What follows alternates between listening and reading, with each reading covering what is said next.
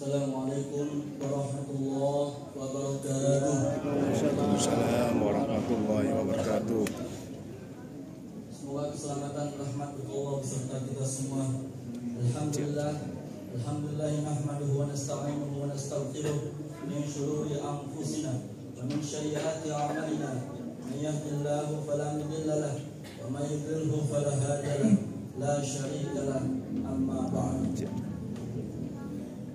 Pertama-tama dan yang paling utama, marilah kita panjatkan puja dan puji syukur kita kepada Allah Subhanahu wa taala yang telah menciptakan langit tanpa tiang, bumi tanpa gantungan. Yang karenanya lah kita semua yang ada dalam masjid ini, Allah sampaikan umur kita pada Ramadan kali ini. Betapa banyak di luar sana kawan kita, sahabat kita, mamang kita, kakek kita telah dahulu meninggal dunia sebelum Ramadan. Jadi kita yang saat ini mencicipi Ramadan kali ini, mari kita bersyukur dalam menjalani puasa kali ini dengan sebenar-benarnya, sebaik-baiknya. Salawat beriringkan salam, marilah kita curahkan kepada Nabi akhir zaman, Wahati Siti Aminah, Pangeran Padang Pasir. Tidak ada Nabi setelahnya, Nabi Muhammad sallallahu alaihi wasallam. Allahumma shalli wa sallim wa barik alaihi. Hadirin dan hadirat rahimahumullah. Tidak henti-hentinya saya sendiri dan mengingatkan kita semua yang ada di masjid ini untuk selalu meningkatkan ketakwaan kita kepada Allah Subhanahu wa taala. Karena fa inna khairuz zadi taqwa. Karena sebaik-baiknya bekal adalah takwa. Jadi amun kita mati age, keluarga itu cuma bisa ngantar sampai ke kuburan. Harta kita itu langsung dibagi-bagi oleh anak-anak kita. Jadi sebaik-baiknya bekal adalah takwa. Takwa adalah takrirul fil lisan wa tahsinu fil qawl wa ta'malu bil amal. Jadi tidak hanya sebagai ucapan di mulut saja, aku Islam, aku Islam. Tidak hanya cukup di hati saja, aku beriman kepada Allah dan mengimani Rasul Muhammad SAW. Tapi lebih dari itu, ngamal kenyo, digawe ke apa perintah Allah dan apa yang dilarang Allah Subhanahu wa taala. Yang diperintahkan oleh Allah, salat 5 waktu berjamaah, amun baca, haji, sedekah, nolong uang, teko nyingkir keduri di jalan, itu adalah amal-amal baik. Lalu menjauhi larangan Allah, mencuri, ghibah, maling, berzina, kedukun. Aku dah habis mikir. Setelah 2023 masih ada yang percaya dengan dukun. Tapi faktanya di lapangan ada yang percaya dengan dukun.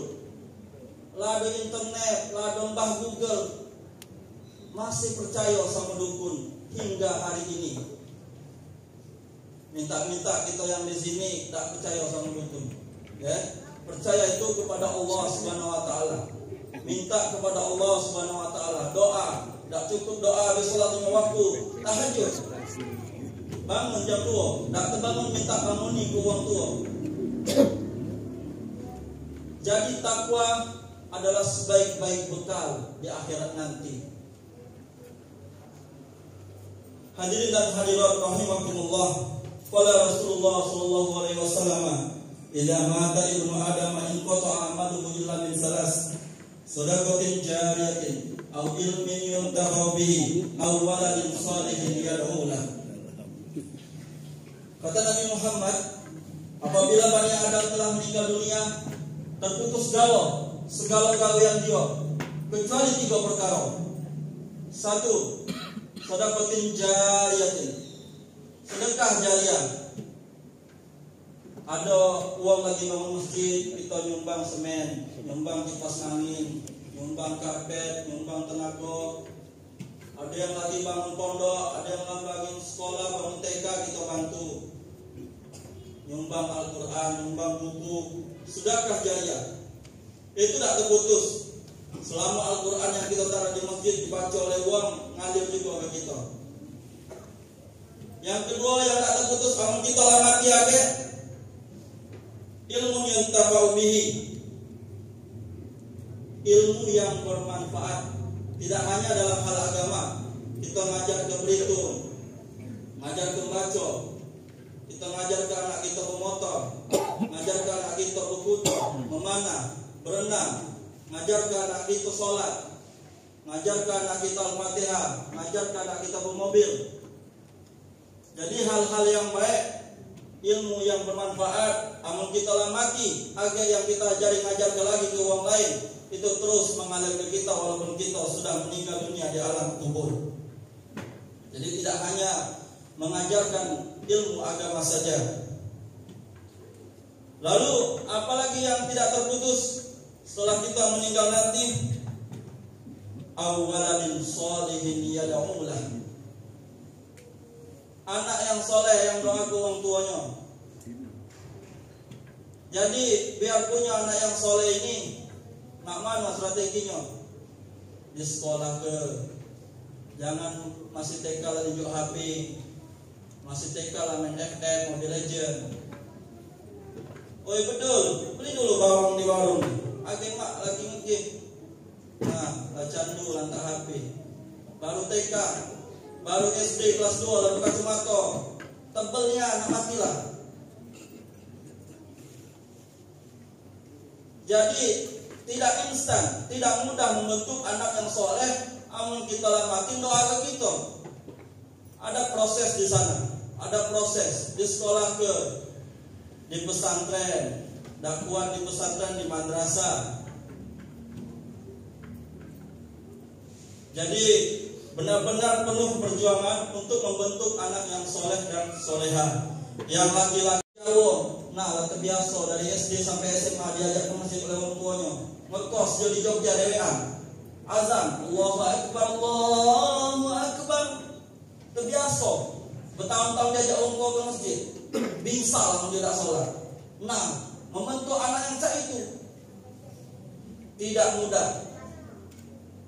Allah kasih kita anak perempuan, kita didik berjilbab dari TK, SD, SMP, SMA, kuliah di Jogja dewean. Tak latih orang tuanya nyengok masih berjilbab. Jadi membentuk anak yang soleh dan soleha ini tidak mudah. Kalau kami pribadi yang di dunia SMA ngajar di sana, dua tantangan kami setelah itu: memberantas pacaran dan memberantas merokok. Ini semua dunia SMA. Aku nanya, harus diberantas. Kalau sudah menikah, kita milik ibu kita. Kalau ibu kita masih hidup.